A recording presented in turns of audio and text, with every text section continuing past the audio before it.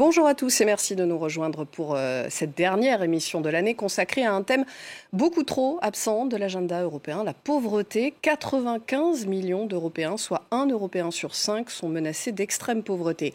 Avec nos invités, on va voir ce que peut faire l'Union européenne pour compléter l'action des États et lutter contre ce fléau. Bonjour Christophe Grudler, vous êtes député européen du groupe Renew. Bonjour. Olivier Robke, président du Comité économique et social européen, bonjour à vous. Bonjour. Et puis avec nous, mais à distance, Mercedes Bresso, députée européenne, socialiste et démocrate. Bonjour et merci d'être avec nous. L'an dernier, la Commission a annoncé son intention de faire baisser de 15 millions le nombre de personnes menacées de pauvreté ou d'exclusion sociale par rapport au point le plus bas de 2019. Que peut faire l'Europe, Olivier Robke? Voilà, je dois dire, le Comité économique et social européen depuis longtemps est à l'avant-garde de la lutte contre la pauvreté et l'exclusion sociale. 37% des Européens disent que ça c'est la priorité numéro 1, la lutte contre la pauvreté. Et ça c'est la raison pourquoi l'Europe doit aussi prendre les mesures. Et l'Europe est déjà active, je dois dire. On a pris quelques mesures. Tout d'abord, je pense, les salaires adéquats. Ça, c'est salaire minimum. Salaire minimum, salaire juste pour le travailleur. Et c'est la première fois que l'Europe a pris l'initiative à donner la ligne directrice pour les États membres. Et je pense maintenant, c'est pour le gouvernement dans les États membres de prendre les initiatives de transposer cette directive dans la réalité. Christophe Grudler, ça va être difficile de transposer justement ce salaire minimum dans toute l'Europe ? Écoutez, à partir du moment où il y a une volonté européenne qui était affichée autour de cette idée de salaire minimum, qui, je le rappelle, ça ne veut pas dire le même salaire dans chaque pays, ça veut dire améliorer la situation minimale dans chacun des pays par rapport au niveau de vie des pays aussi. Eh bien, je pense que les États membres ne pourront pas faire autrement que de transposer dans le droit national ces éléments. Mais il me semble important, pour que cette question soit mieux prise en compte, que tout ce qui est lutte contre la pauvreté soit intégré dans 100% des textes européens. Parce que le problème aujourd'hui, alors c'était le même problème avec le Green Deal, vous vous souvenez, avec le Pacte vert, où il a fallu mettre des clauses environnementales dans tous les textes. Nous, ce qu'on essaie de faire au Parlement européen, c'est de mettre des clauses de lutte contre la pauvreté dans absolument tous les textes, et pas seulement sur un texte spécifique ou un autre. Et à partir de ce moment-là, on arrivera peut-être mieux à travailler et faire encore davantage pour lutter contre cette précarité. Mercedes Bresso, jusqu'à présent, l'Union européenne, elle a échoué dans les 2 dernières décennies à réussir à réduire la pauvreté dans les objectifs qu'elle s'était fixés. Pourquoi est-ce qu'elle réussirait cette fois-ci ? La question reste claire. L'Union européenne n'a pas de compétences, même pas partagées, sur toutes les politiques sociales. Ça lui a été refusé quand on a fait le traité de Lisbonne et avant le fameux traité constitutionnel. Donc, elle travaille avec ce qu'on appelle la coordination et la coordination des activités des États membres, mais elle ne peut pas imposer quoi que ce soit aux États membres. Alors, la première chose qu'il faudrait faire, c'est donner suite à la demande que le Parlement européen a fait en approuvant une modification profonde des traités dans lequel tout ce qu'on appelle le pilier des droits sociaux serait transféré dans les traités et donc deviendrait obligatoire, les politiques conséquentes deviendraient obligatoires pour les États et pas juste un conseil qui vient de l'Union européenne. Donc, dans tous les fonds, il faut insérer des clauses et là, c'est des clauses obligatoires parce que c'est des fonds qui viennent de l'Union européenne dont on doit rendre compte à l'Union européenne. Insérer des clauses qui indiquent aussi un peu comment faire parce que, comme vous savez, c'est vraiment complexe. Les jeunes de 18 à 24 ans sont ceux qui ont le plus de difficultés. Il y a un nombre trop élevé de jeunes qui n'ont pas ni une formation, ni sont à l'école, ni ils n'ont pas un travail. Donc, ils n'ont rien. Mercedes Bresso, Vous parlez des jeunes, je voulais juste rebondir là-dessus parce que effectivement l'Italie et la France sont particulièrement concernés par la pauvreté des jeunes. C'est pas le cas partout. Par exemple, les Pays-Baltes sont plus concernés par une pauvreté des seniors. Est-ce que c'est difficile aussi, avec ces différences démographiques dans l'Union européenne, d'imposer une politique commune ou est-ce qu'il faut justement essayer de dimensionner différemment cette aide au niveau des États selon les particularités de chacun ? Alors, les aides sûrement, mais comme vous savez, les fonds européens sont normalement donnés aux États ou aux régions dans les pays qui ont des régions qui ont ces pouvoirs. Et donc, c'est clair qu'ils doivent être adaptés. Avec le Fonds social européen, par exemple, on peut avoir des activités concernant les jeunes. Et effectivement, en Italie, en France, en beaucoup d'autres pays, le problème des jeunes travailleurs et des jeunes pauvres sans travail et des femmes aussi, il ne faut pas oublier, c'est un des problèmes plus importants. Comme vous dites, il y a d'autres pays qui n'ont pas de situation de retraite pour les personnes âgées. Les anciens pays soviétiques, évidemment, ils n'ont pas porté avec eux des droits ni des fonds de retraite. Donc, il y en a énormément qui sont dans des conditions très difficiles. Alors, pour cela, il faut une politique concernant surtout les personnes âgées. Mais ça, c'est possible avec les fonds européens l'État doit faire, l'État national, ou comme je disais, les régions doivent faire des programmes qui sont visés par l'Union européenne, qui sont contrôlés, qui sont éventuellement, on leur demande de modifier, de les rendre plus efficaces, mais ça peut se faire. Un instant, vous parlez justement de ce fonds social. Christophe Grudler, il faut faire des dossiers, nous disait à l'instant Mercedes Bresso. Toutes les régions d'Europe n'ont pas les mêmes organisations pour pouvoir accéder à ces fonds européens. Alors selon une étude récente, le fonds de cohésion aggraverait même les inégalités.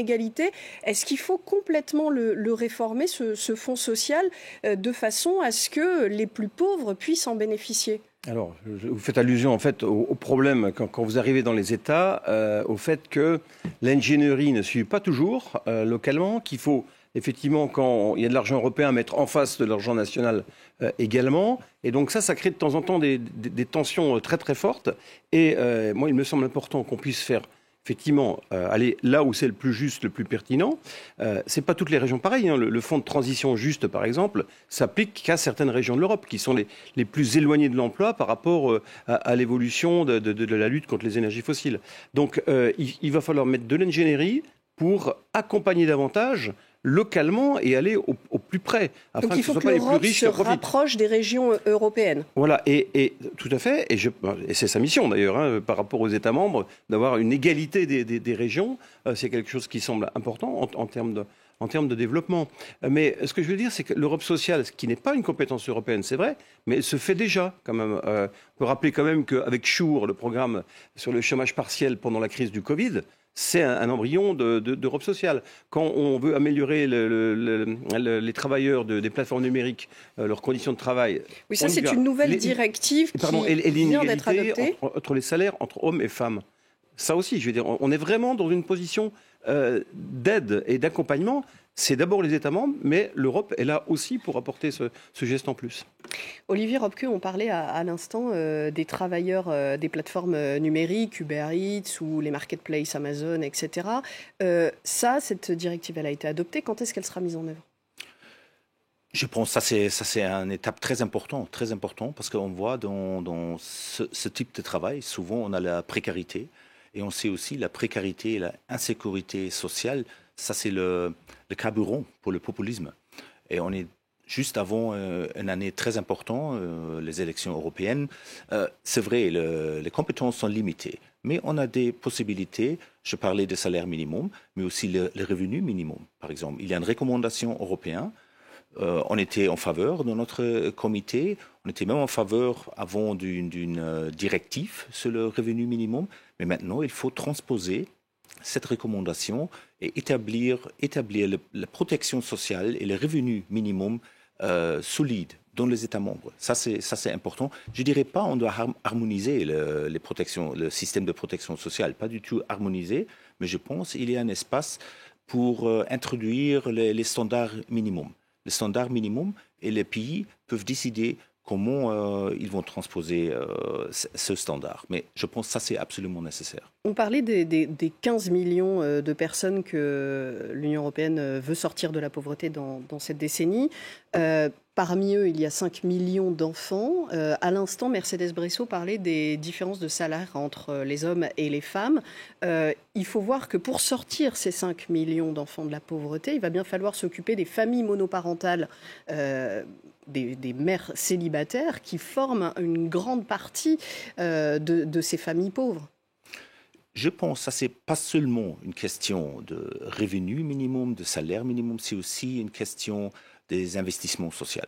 Je pense que ça, on doit vraiment renforcer, et c'était déjà mentionné, la politique de cohésion. Ça, c'est vraiment, je dirais, l'instrument clé de l'Union européenne pour renforcer la cohésion sociale et aussi pour combattre l'exclusion sociale et la pauvreté. Et ici, on travaille sur un avis dans notre comité pour la présidence belge, pour le mois de janvier, pour donner les idées comment on peut renforcer la lutte contre la pauvreté. Et par exemple, on peut utiliser les instruments différents. L'économie sociale, par exemple, c'est un instrument. Je dis la protection sociale. Par exemple, le système d'assurance de chômage. Ça, ils sont très, très nationaux, ces systèmes-là, mais ils sont très différents.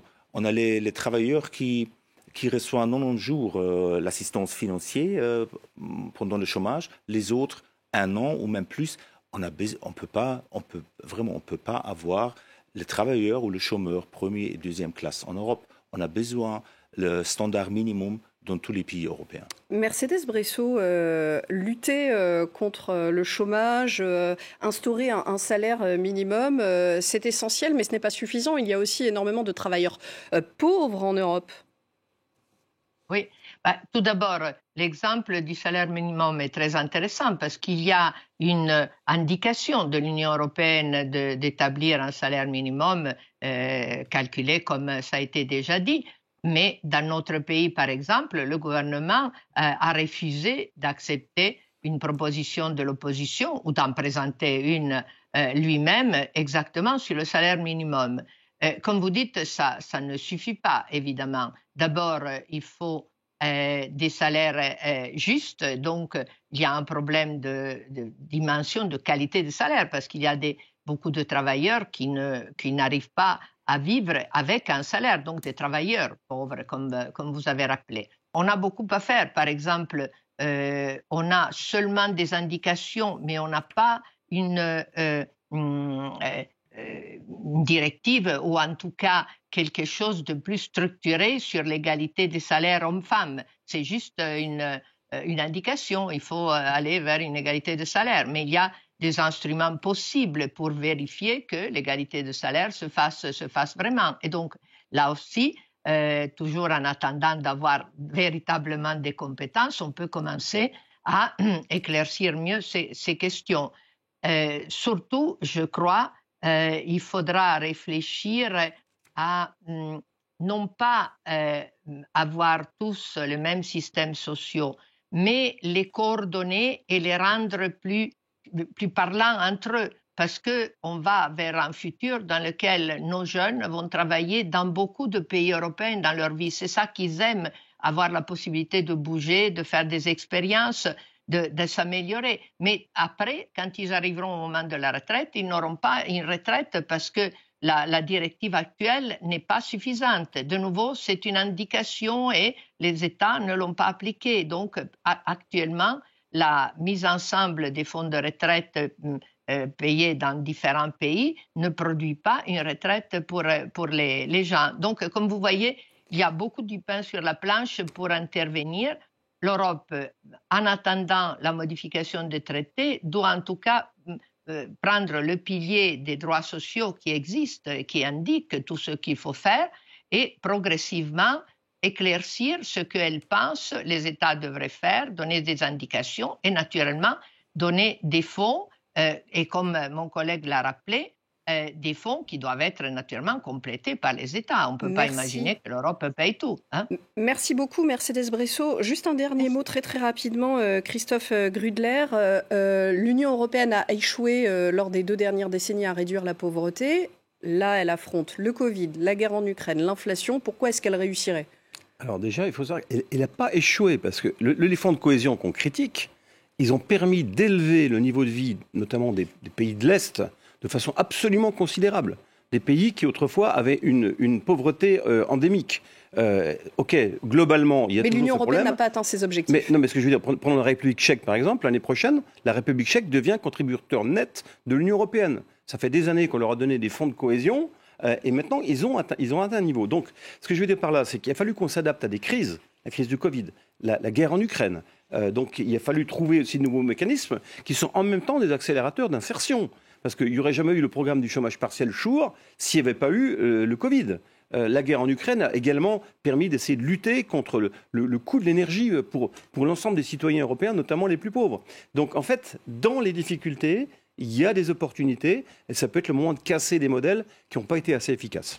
Merci beaucoup à vous trois d'avoir participé à cette émission. Vous l'aurez compris, j'ai remplacé Caroline de Camaret pour ce numéro, mais elle tenait à ce que je remercie en son nom la Maison de l'Europe et le Club de la presse européenne qui lui ont attribué le prix de l'initiative européenne 2023 en télévision. Il lui a été remis la semaine dernière à la mairie de Paris. Elle dédie ce prix à l'ensemble de son équipe passée et actuelle, Isabelle Romero, Perrine Desplaces, Sophie Samaï et Juliette Laurin, aux présentateurs anglophones de Talking Europe, Armen Georgian, et aux journalistes reporters d'images Luc Brown et Johan Baudin qui vous proposent un reportage long format sur le peuple pauvre d'Europe à retrouver sur notre chaîne et sur france24.com. Très belle fête de fin d'année à vous tous.